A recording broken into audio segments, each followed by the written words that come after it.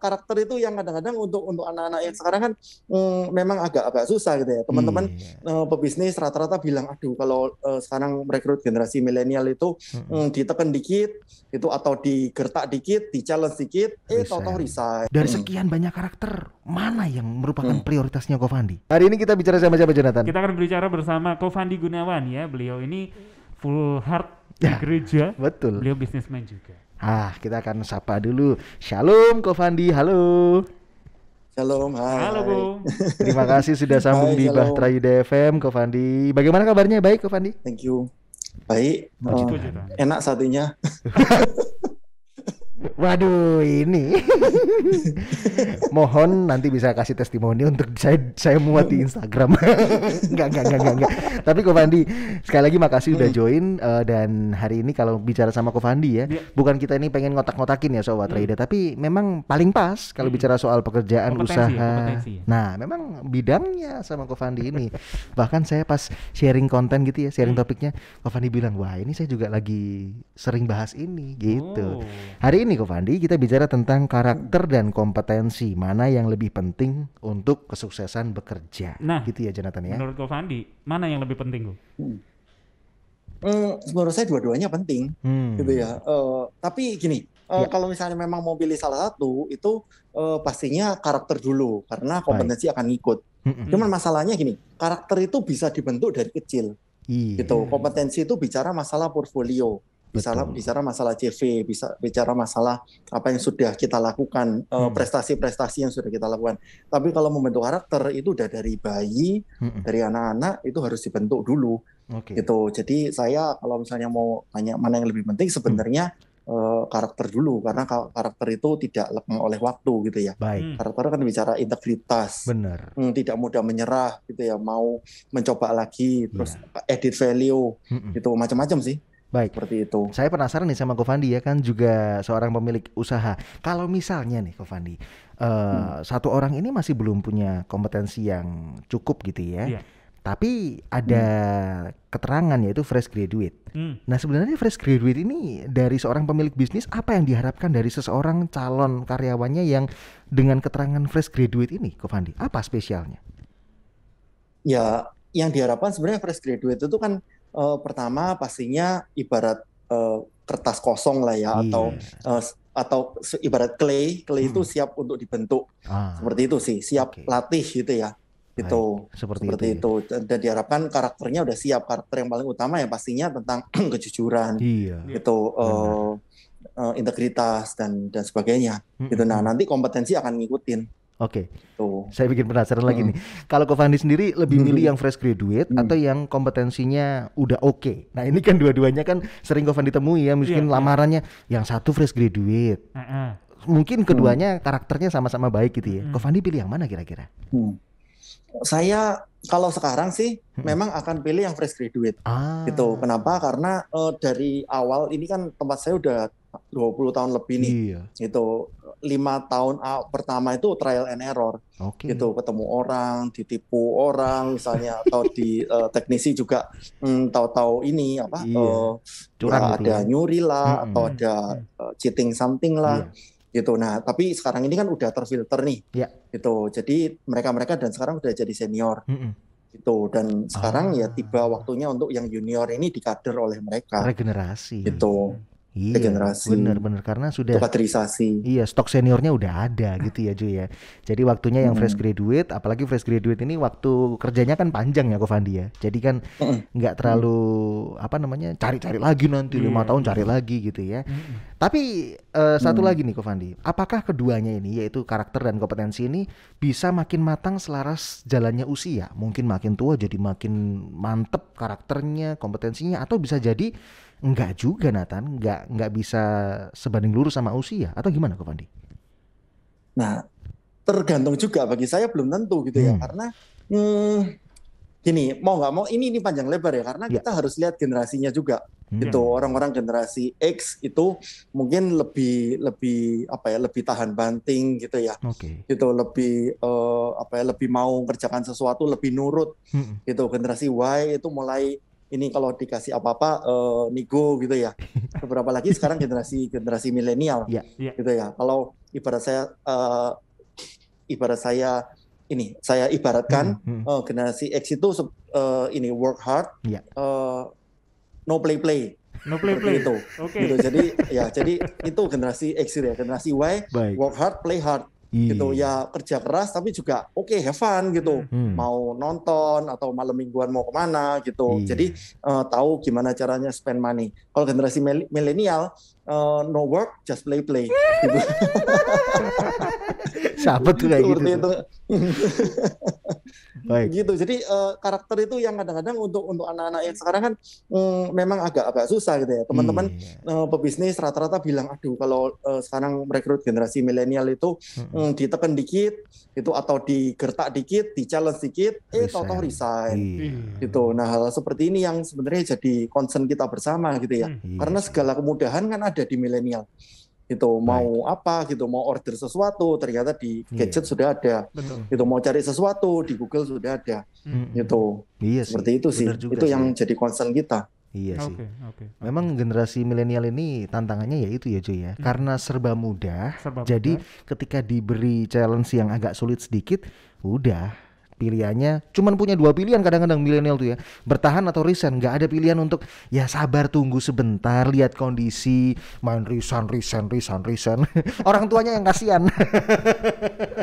Udah muliain mahal-mahal, udah sekolahin mahal-mahal. Anak saya arah hidupnya kemana sih? Iya, bener ya Ko Fandi. Jadi kan akhirnya fenomenanya seperti orang-orang mungkin di atasnya Nathan sama Jonathan, kerjanya bisa lama banget. Contoh kayak Pak Ari gitu ya. Betul. Udah 20 tahun, tapi sekarang milenial boro-boro 20 tahun ya, mungkin 1-2 tahun udah nggak betah, udah bosen. Bener ya Ko Fandi ya? Nah, cuman salah satu cara untuk mengatasinya adalah by project. Gitu, kasih satu tahap, gitu, terus satu tahap ini lalu di breakdown. Misalnya satu tahap ini A sampai E, kerjakan A dulu, setelah selesai kerjakan B, setelah itu C, setelah itu D. Nah itu bagi mereka nggak ini. Kalau diceritakan langsung A sampai Z, langsung resign. Wah berat nih. Gitu. Kayaknya Ko Fandi menjiwai ya, punya pengalaman berat. Enggak juga sih, cuman ya adalah beberapa anak milenial kan kerja di tempat saya. Jadi saya cukup bisa ngerti. Tapi kalau by project, step by step itu sama kan dengan kayak sekarang Instagram story gitu. 15 detik ganti, 15 detik ganti. Kalau bosan 5 detik swipe gitu. Jadi kita pun sendiri ngasih kerjaan juga seperti itu. Ini kerjakan dalam jangka waktu sekian. Gitu. Kalau udah selesai baru ngasih apalagi gitu. Kalau nggak gitu kasih reward untuk per segmen ini. Iya. Gitu. Itu kadang-kadang yang jadi masalah juga loh Ko Fandi sama milenial ya. Dia tuh kan harapnya kan, perasaan bulan pertama cuman A sampai E doang. Padahal harapan kita A sampai E dulu beresin, nanti ujung-ujungnya bisa sampai Z gitu loh. Tapi ternyata orang milenial gitu ya, A sampai E harapannya ya A sampai E terus aja. Karena kan yang saya dapat sekian, berarti pekerjaannya yang saya lakukan cuman ini. Nyatanya enggak juga gitu loh. A sampai E ini tahap awal. Nanti maju lagi F sampai sekian gitu ya Ko Fandi ya. Enggak cuman berhenti di E saja kan? Ya sekarang itu pinter-pinternya kita sebagai pemimpin sih. Untuk supaya pertama A sampai E dulu, itu baru ini. Tapi mungkin kita bisa jelaskan dulu, ini kerjaanmu ini A sampai Z. Saya lihat dulu ya, A sampai E dulu ya. Nah itu pentingnya komunikasi. Nah, makanya saya selalu mengibaratkan itu kesuksesan itu ada 3 poin yang penting. Pertama karakter, kedua kompetensi, ketiga komunikasi. Wow. 3 itu yang ini jadi segitiga tritunggalnya kesuksesan. Iya. Wah itu penting tuh ya. Buat para pemilik bisnis ini tips yang bagus ya, komunikasinya. Jadi supaya kita ini nggak bingung. Perasaan tambah lama tambah banyak nih kerjanya. Karyawannya juga bingung gitu ya. Ternyata ada plannya gitu loh sampai Z, tapi pelan-pelan dicicil gitu ya. Itu pentingnya komunikasi ya. Jangan diam-diaman aja. Tapi kembali ke ini deh Ko. Karakter dan kompetensi. Bener. Cara mengembangkan. Mungkin Ko Fandi ada tips untuk mengembangkan karakter gimana sih untuk pendengar sebuah Waterida, atau mungkin juga mengembangkan kompetensi itu yang efisien tuh kayak gini loh. Iya, gimana Ko Fandi? Oke, gini. Karakter itu harus teruji oleh waktu gitu ya. Dan itu terkadang tidak bisa kita lihat hanya selama masa percobaan 3 bulan. Setuju. Misalkan gitu ya. Kesepakatan 3 bulan percobaan, lalu habis itu lanjut atau enggak. Gitu. Tapi ya memang pinter-pinternya kita untuk melihat dalam 3 bulan ini diberi kasus-kasus, diberi misalnya problem untuk dia solve gitu ya, untuk dia pecahkan. Nah, setelah itu kita bisa lihat gitu bagaimana karakter orang ini. Iya. Seperti itu. Nah, kalau kita bicara masalah kompetensi, berarti ya kita lihat apa yang dia lakukan di masa lalu itu sudah sesuai dengan keinginan kita enggak? Iya. Seperti itu. Oke. Gitu sih. Nah, bagaimana cara mengembangkannya? Ya memang kita sebagai pemilik bisnis atau kita sebagai pemimpin yang harus pantau mereka gitu ya. Iya, betul. Seperti itu step by step harus selalu dipantau. Iya. Begitu karakternya, kompetensinya juga ini caranya dia komunikasi. Iya. Betul. Gitu. Berarti ingat ya, ada 3 hal nih yang penting buat kita pelajari sekarang ya. Pembahasannya kan sekarang 2, karakter dan kompetensi, tapi ternyata komunikasi ini juga penting gitu ya. Nih saya satu pertanyaan lagi nih Ko Fandi. Kalau misalnya nih ada CV nih Ko Fandi, terus dia pernah kerja di tempat A di mana Ko Fandi kenal siapa pemiliknya. Ko Fandi sering telepon gitu sama pemilik yang lama. Kenal nggak sama karyawan ini? Atau enggak? Kan salah satunya kan bisa buat lihat kompetensinya bagus apa enggak ya di pekerjaan yang lama ya. Atau gimana Ko Fandi? Ya kalau memang saya kenal ya, gitu ya? saya telepon gitu. Atau saya WA gimana nih ya. Karena kan itu rapot yang nggak bisa hilang kan gitu loh. Tulisan yang nggak bisa dihapus. Bener itu. Jadi nanti teman saya akan bilang, oh iya dia selama ini punya kelebihan di sini, punya kekurangan di sini, gitu. Dan saya tinggal filter aja kan, apakah informasi dari teman saya atau kenalan saya ini benar atau enggak. Gitu. Atau misalnya siapa tahu kenalan saya nggak pingin ini orang yang ini kerja di tempat saya kan juga bisa dijelek-jelekin juga. Iya sih. Seperti itu. Betul juga ya. Ternyata itu ya rahasianya Sobat Rida ya. Jadi kalau nulis CV hati-hati, yang bener, yang jujur. Ntar kalau dianuin nanti dicek, wah ternyata nggak kerja di sana, bahaya ya. Sebelum masuk ke kesimpulan yang nanti Jonathan akan sharingkan. Kalau kalau karakter nih Pastor, Ko Fandi. Kalau karakter jujur tadi ya, pekerja keras. Dari sekian banyak karakter, mana yang merupakan prioritasnya Ko Fandi? Betul ya Ji ya? Ini kan penting zaman now. Mana kira-kira kok? Ya pasti yang pertama kejujuran. Gitu Jujur, ya. Baik. Seperti itu. Gitu. Dan yang kedua berani menceritakan apa adanya. Seperti itu. Ya itu kaitannya juga kejujuran sih. Tetapi yang kadang-kadang orang jujur tapi kalau nggak ditanyain diem aja, tahu-tahu problem itu bertambah besar. Gitu. Bagi saya yang penting itu jujur. Yang kedua juga berani mengutarakan apa adanya. Gitu. Jadi itu yang membuat kerjaan saya ini jadi happy gitu ya. Kenapa? Kalau semuanya berjalan dengan lancar, maka mereka tidak akan kontak saya. Gitu. Tetapi begitu ada sesuatu, mereka akan kontak saya dan saya biasanya tanya balik, menurut kamu solusinya apa? Gitu. Menurut saya ini. Jadi saya bisa tahu levelnya, cara berpikir dia, problem solvingnya dia itu setara apa gitu ya. Gitu. Dan saya sebagai pemimpin tentunya harus lebih dari itu. Gitu. Lalu biasanya saya ngomong kenapa nggak begini, kenapa udah coba ini belum, seperti itu. Cuman memang kalau kerjaan saya biasanya kaitannya akhirnya kalau ada masalah itu dengan melobi ke klien saya. Gitu. Karena biasanya berjenjang ya. Misalnya saya punya staff marketing atau sales, itu kan berhubungannya dengan misalnya salesnya showroom, gitu. Tetapi kalau misalnya ada problem apa gitu yang harus saya selesaikan dengan kepala cabang showroom, ya saya akan kontak dengan kepala cabang, gitu. Leader tidak hanya cuman suruh-suruh gitu atau marah-marah, tapi saya biasanya selalu fokusnya ke solusi. Jadi menurutmu solusinya apa? Ya aku saya minta tolong Ko Fandi kontak Bapak Kepala Cabang atau Bapak Kepala Wilayah atau ownernya showroom ini gitu, karena ini saya sudah handle sampai staffnya aja ternyata nggak bisa berhasil.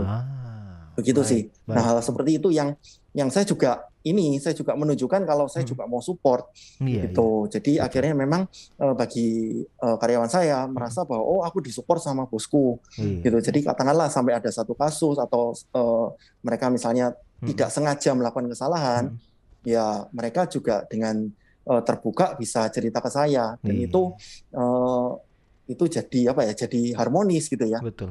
Seperti itu. Iya. Jadi sesuai porsinya ya Ju ya. Kalau memang sales marketing ya menghubunginya ya sesuai sama siapa yang dia patut untuk hubungi. Kalau memang masalahnya belum selesai, ya baru naik ke Ko Fandi untuk hubungi kepala cabang. Komunikasi itu penting berarti ya. Sekedar info nih, tadi kan kita cerita tentang usahanya Ko Fandi supaya nggak bingung. Ko Fandi ini usahanya, bisnisnya variasi. Kendaraan roda 4. Roda 4 aja tuh bisa lebih nih rodanya, Pastor. Kalau boleh tahu. Bisa lebih ya rodanya ya kayaknya. Bisa lebih juga sih. Kalau rodanya kurang gimana, Fandi? Iya, roda 3 baru roda 2 gitu ya. Saya nggak melayani beca. Iya sih. Beca sih enggak ya. Iya, berarti udah 20 tahun loh. Berarti memang ini udah teruji dan karyawannya juga udah banyak yang senior dan kita bisa contoh nih Sobat Trader, kita bisa teladani sharing di hari ini tentang karyawan yang punya kompetensi atau yang karakternya baik, yang mana keduanya penting. Benar. Nggak bisa kesampingkan salah satunya gitu. Tapi ya. biar lebih mantap mungkin Ko Fandi bisa kasih kesimpulan deh. Ya. Kompetensi dan karakter mana yang lebih penting untuk kesuksesan bekerja? Silakan. Ya, jadi saya berpikir seperti ini. Ini pernah saya bawakan waktu itu ya di gereja saya. Ya. Gitu. Jadi kita ini harus berpikir atau kita harus mastering, menjadi master atas usaha kita. Seperti itu. Customer kalau sampai komplain itu mereka akan sakit hatinya berapa lama? Iya. Begitu.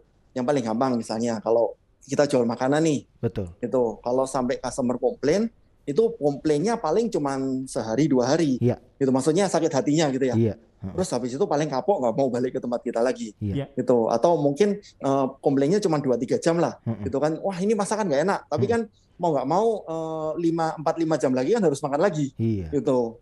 Seperti itu. Jadi tapi paling habis itu ya udah nggak mau balik lagi. Iya. Nah misalnya kalau kita jual baju misalnya, gitu, terus customer komplain dan kapok. Iya. Kapoknya juga paling berapa bulan gitu ya. Atau maksimal paling setahun. Gitu. Kalau nggak ya bajunya dikeletakin aja, nggak dipakai lagi. Yeah. Gitu. Kalau misalnya kita jual HP misalnya, gadget, gitu, customer akan dalam tanda kutip sakit hati, maki-maki kita itu paling selama 2 tahun gitu ya. Karena gadget biasanya pemakaiannya kan 1 tahun 2 tahun. Iya betul. Gitu. Sama seperti kayak sekarang kita jual aksesoris mobil atau jual mobil gitu. Gitu. Customer kalau komplain sakit hati ke kita, maki-maki kita itu akan komplainnya selama 5 tahun gitu. Karena mobil kan rata-rata dipakai 5 tahun, motor juga. Betul. Gitu ya. Nah, kalau kita seorang arsitek atau seorang kontraktor dan kita ternyata secara integritas dan kompetensi mengerjakannya jelek, dipakai customer akan maki-maki kita atau mengutuki kita dalam hati itu selama mungkin 10-20 tahun. Iya. Seperti itu. Karena rumah itu kan dipakai, dia kan nggak bisa ini kan, nggak bisa langsung tahu-tahu oke bongkar ganti baru rumahnya. Seperti itu. Dan biasanya saya nyentil juga gitu ke teman-teman yang hamba Tuhan. Salah khotbah gitu ya, salah mengarahkan jemaat gitu. Jemaat akan maki-maki Anda di neraka. Karena itu seumur hidup kan disesatkan gitu ya. Dan tahu-tahu loh, saya di neraka. Gitu, saya ternyata menyesatkan saya. Gitu. Nah, itu kan tahu-tahu di neraka bareng. Wah, itu kabar. Bareng katanya. Tambah ngeri lagi gitu. Nah, ini cuman itulah. Jadi gini, intinya karakter tanpa kompetensi itu bagi saya seperti Hei tanpa Tayo gitu ya, Hei Tayo atau Upin tanpa Ipin. Seperti itu. Gitu. Jadi karakter tanpa kompetensi itu berarti sama aja dengan orang yang tulus seperti merpati tapi tidak cerdik seperti ular. Seperti itu sih. Terus kompetensi tanpa karakter yang baik, orang itu jadi potensinya bakal liar gitu ya, bakal tersesat gitu ya. Dan bagi saya karakter plus kompetensi plus komunikasi itu adalah satu kunci sukses bagi kita, selapis demi selapis gitu ya. Gitu, selapis demi selapis. Dan itu kalau ibarat batu bata itu akan terkunci dengan sangat kuat dan akan menjadi bangunan yang sangat kokoh. Wow. Dan saya berdoa untuk masing-masing pendengar Batra Yuda yang dengerin, biarlah kita bisa upgrade di karakter kita, di kompetensi kita, dan juga cara kita berkomunikasi. Wow. Gitu. Luar biasa. Karakter tanpa kompetensi tadi kayak apa Jo? Upin Ipin. Ya, Upin tanpa Ipin ya. Kayak Hei tanpa Tayo. Iya. Bo Yao kayak Nathan tanpa Jonathan gitu ya. Nah, Jo tanpa Nathan ya. Bisa. Siaran sendirian tuh nggak enak loh Sobat Rida. Bo Yao kayak sate tanpa Glory itu loh. Wah. Nah, ini kenapa Batra Idanya hilang jadi Glory terus nih?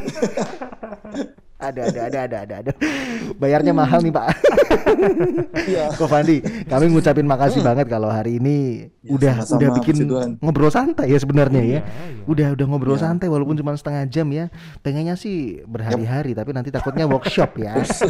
Jadi workshop nantilah doakan Bahtera Yuda FM bikin workshop ya. Doa kami buat Ko Fandi supaya pelayanan dan usahanya semakin luar biasa. Di masa pandemi ini semakin jadi terang, bisa jadi teladan buat orang lain, termasuk salah satunya dengan cara seperti ini kita sharing ya, Ko Fandi ya. Yes. Narasumber kami ada di mana Jonathan? Anda kalau misalnya follow, mau kenalan boleh ya di Instagram. Anda bisa cari ya FANDI_save. Nah, ya FANDI_save di situ. Silakan di follow ya. Silakan di follow. Biar jadi 13.000. Iya. 13K. 13K. Sekarang berapa tuh? 12,2. Iya. Dikit luar lagi. Biasa di Kupang.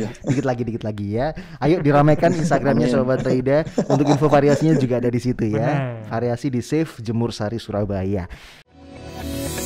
You are listening to pujian terbaik yang memberkati 96.4 Bahtera Yuda FM. The sound of faith, hope, and love.